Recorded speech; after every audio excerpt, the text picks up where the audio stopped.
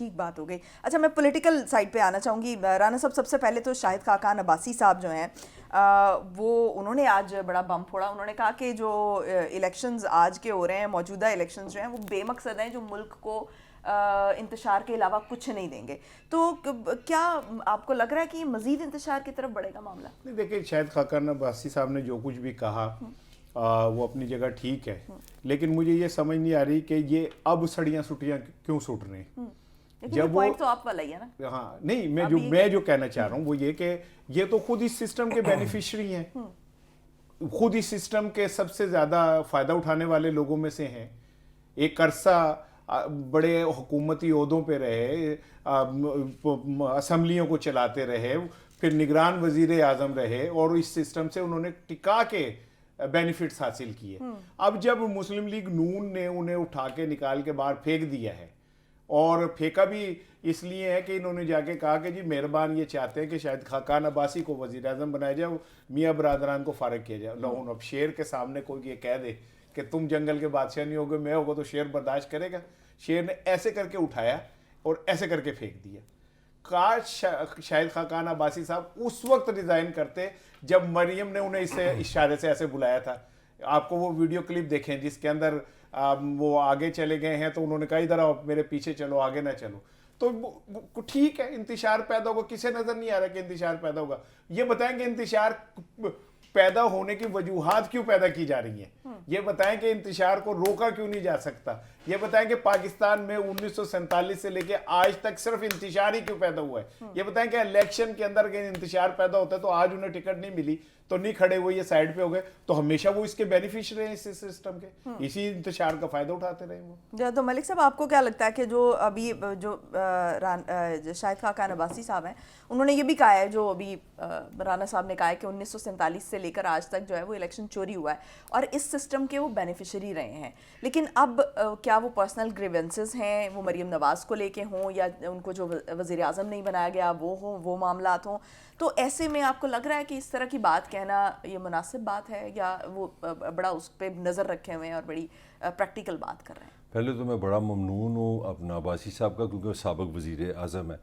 जो बात मैं राना को ज़रा लोरी स्टाइल से कहता था कि यार तुम जितना मर्जी ये गरीबों के किस्से सुना लो, गुर्बत की कहानियाँ सुना लो, मेरा बेटा मेरी बेटी, मैं कोई तंज नहीं कर रहा, मैं उसकी दिल की बात कर रहा हूँ कि जो हैसासियत है। मेरा हमेशा आर्गूमेंट रहा, काका फिर तुम्हें इस निज़ाम का ही नहीं पता, तुम जिसको जमहूरियत समझ के जिससे तुम आसे लगा के बैठे हो ना, ये रोमांस यहीं पे अफसाना निगारी करते रहो, यहीं पे तुम नावल निगारी करते रहो, कभी मोहम्मद अली बनो, कभी मोहम्मद अली किले बनो, कभी सुल्तान बनो, होना कुछ भी नहीं, होना वही है जो ताकतवर ने करना है। तो ये तो मैं तो एक क्या पिद्दी और क्या पिद्दी का शोरबा। आज आपका साबिक़ वज़ीर आज़म को दुनिया की कोई सिविलाइजेशन हो ना तो सारा पाकिस्तान बंद हो जाए, इस पर सोची पड़ जाए पूरा पाकिस्तान कि साबिक़ वज़ीर आज़म पाकिस्तान कह रहा है कि जब से ये मुल्क बना है यहाँ पे इलेक्शन चोरी हो रहे हैं, तो उसमें बड़ी आपकी बड़ी मोहब्बत है, आपको सलूट के आपने ये टॉपिक शुरू में रख दिया। तो साबित क्या हो गया? साबित ये हो गया जो मैं बार बार शोर डाल रहा हूँ कि ये निज़ाम की रियलिटी ताकत है, ये निज़ाम की रियलिटी का असूल इक़्तिदार है। ये जो है ना कि हम नहीं बाज आएंगे मोहब्बत से तो एब्सोल्युटली नॉट, अंग्रेज़ी बोल दूंगा और करते करते आखिर आप जेल में चले गए। अब जेल में भी जो हो रहा है वो अलग कहानी है। तो मेरा आर्गूमेंट सारा ये है।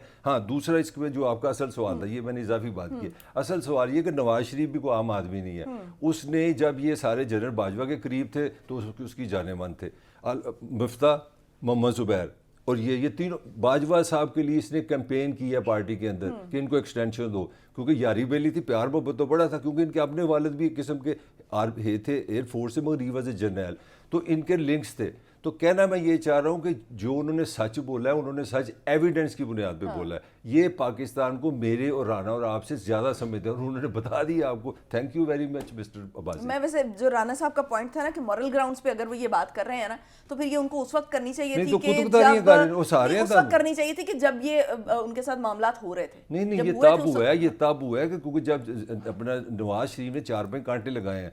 आपने सुना है अहमद खान साफ हो गया पंजाब से, पहले बड़ा नजर आता था, कभी लंदन है कभी वहाँ है, क्योंकि he was close to general Bajwa. तो ये सारा मेरा तो रोना ही है, ये सारी इक़्तिदार की लड़ाई है, ताकत की लड़ाई है। आज अगर जनरल बाजवा को आप एक्सटेंशन दे दें, मैंने कोई इतराज़ नहीं, तुम दे दो, देखो ये अब्बासी फौरन नवाज शरीफ उसके घर चला जाएगा। ये पावर की लड़ाई है। बात का जवाब दो ना, ये जो तुम इतनी बड़ी तुमने तकरीर की और मुझ में मोहम्मद अली और सुल्तान राय भी नज़र आता है और मुझे तुम में हमेशा राणा एक साहब को फौरन फील हो अच्छा, गया। नहीं, लव नहीं, है अपना यार। ठीक है ना, लेकिन मुझे ये कॉमेडी सीन को ये कहे, ये मुझे समझाए कि ये कहता है कि ताकत प्रिवेल करती है पाकिस्तान में, ये कहता है कि पाकिस्तान में आइन कानून इंसाफ अदालतें ये सब ड्रामा है, कुछ अहमियत नहीं, कोई हैसियत नहीं, नहीं ये है। अल्फाज मैं नहीं कहता, मैंने कल भी प्रोग्राम करना है, मैं ये कहता हूँ यार ताकत प्रिवेल करती यानी है। आप ये कहते हैं कि बाजी डर गई। अब मैं तो डर ठीक गया। है भाई, में सच बोलने की मैं- हिम्मत नहीं है, सियासी बात भाई है। इतनी ताकत के पुजारी हो तुम बाजा- कि तुम बस सच आधा सच कह के और अपनी जान बचाते हो। यही तो क्यों सब- नहीं ये बात कहते कि ये अगर सिस्टम चोरी का है, ये सिस्टम ताकत का है, तो इसमें तुम उन लोगों के नारे क्यों बुलंद कर रहे हो जिन्होंने हर दफा इलेक्शन चोरी किया? उन लोगों को क्यों कर रहे हो जो, एक मिनट बात सुन लो ना, अब राम से सुन लो ना, बीच में करो। हमें वो मतलब ना करो ना।